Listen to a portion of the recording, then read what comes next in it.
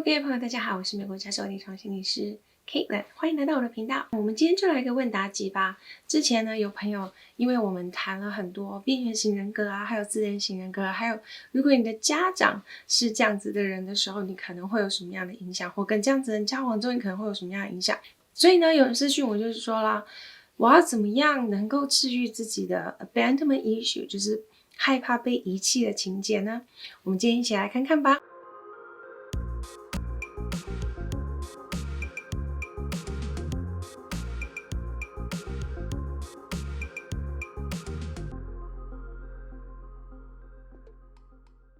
因为声音不是很好，所以我们今天是做问答集。有其他问题的话，麻烦欢迎大家留言哦。OK， 所以呢，我们今天要来讨论一下所谓的被遗弃的情节。那如果我们想要了解就是所谓的被遗弃的情节，我们就要了解一个名词，就是所谓的 emotional permanence， 也就是所谓的情感的永恒、永存的一个概念。那我们要讨论到这个概念之前，我们可能要先讨论到所谓的物体恒存的一个概念。在我们小时候呢，心理学里面有这样子的概念，是皮亚斯在发展过程当中呢，还有提到，就是呢，我们在小时候的时候，小朋友呢，当你跟他玩那个躲猫猫的时候，他会因为看不见你，然后他就以为你整个人就是不见了，从这个世界上消失了。因为在他的概念里头，他没有所谓的物体恒存的概念，还没有发展到那个阶段，所以当他看不见，就等于你不存在。那所以呢，对于小孩子来说，他看不到你的时候，他就会觉得非常害怕，你这个人就是不见了。但有时候他可能会觉得很好玩，就是你突然出现了。所以那跟我们的情绪有什么关系呢？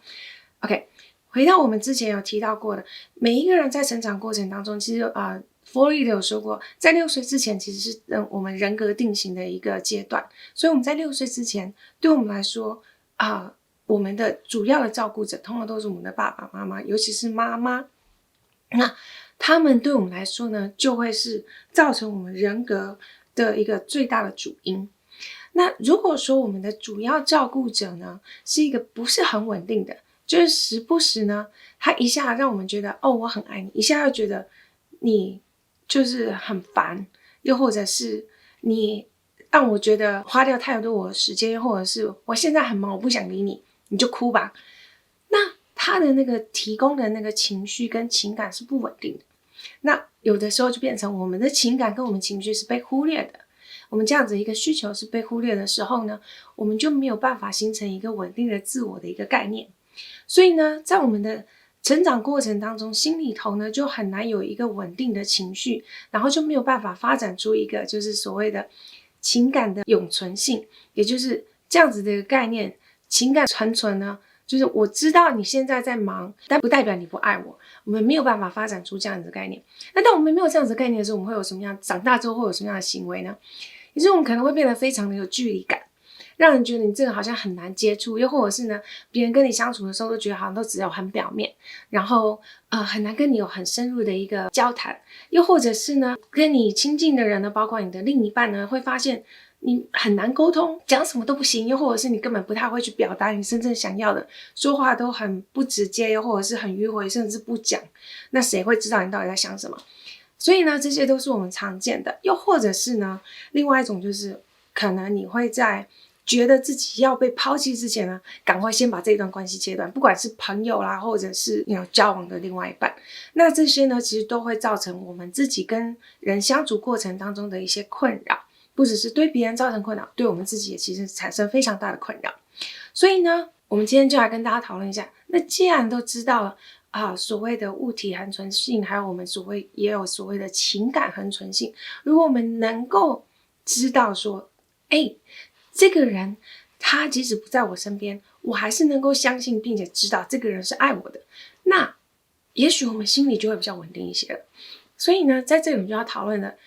这些疗愈的部分有哪些？一个是呢 co-regulate， 一个是 self-regulations。 所谓的 co-regulation 呢，就是提过很多次了，所谓的心理治疗。如果你能够有一个心理师跟你谈，你每个礼拜固定去跟你的心理师谈，你就会发现我有一个稳定的个体在那里，我有一个人可以跟他诉说，然后有一个人可以很客观的提供我他的看法，他的意见，然后他会在那里，他会跟我一起面对很多事情。又或者是呢，跟我的好朋友，我可以跟他们诉说一些事情，那慢慢的我会发现，哦，其实我们是有一些事情是可以讲开的，那也许慢慢的我心里就可以建立这样子所谓的一个情感的恒存性。那 self-regulation 又是怎么一回事呢？我们其实之前也有一些就是所谓的自我疗愈的影片有提到。那简单的跟大家提一下，就是例如说 meditation 就是静坐冥想，让自己好好的跟自己相处，陪伴自己一段时间，那可能静下来让自己好好沉淀一下心思。那又或者是呢，写日记，把自己所想的全部都写下来，或者是写封信给自己也可以。任何一种书写方式其实都是一种情绪的宣泄，都是非常好的。又或者是呢，去运动，出去晒太阳，走一走，这些都是很好的一些让我们自己自我调节情绪的一个方式。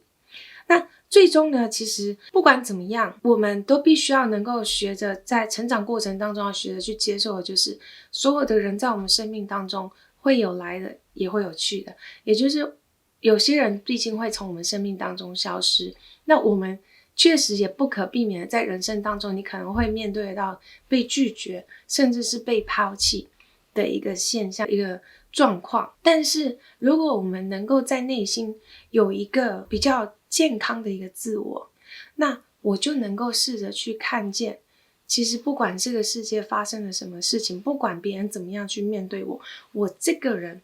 我的价值是不会因为别人怎么看我，别人怎么对我，或者别人怎么批评我而改变。而不管发生了什么事， I got my back， 我是那个最终会支持我的人，而且只要我相信我自己，我绝对可以走得过这一切。当我能够知道说所有的那些害怕、担心、害怕被抛弃的那些紧张的情绪是会随着时间它会慢慢淡掉的，我只要能够经历过这一段时间，我就会好很多了。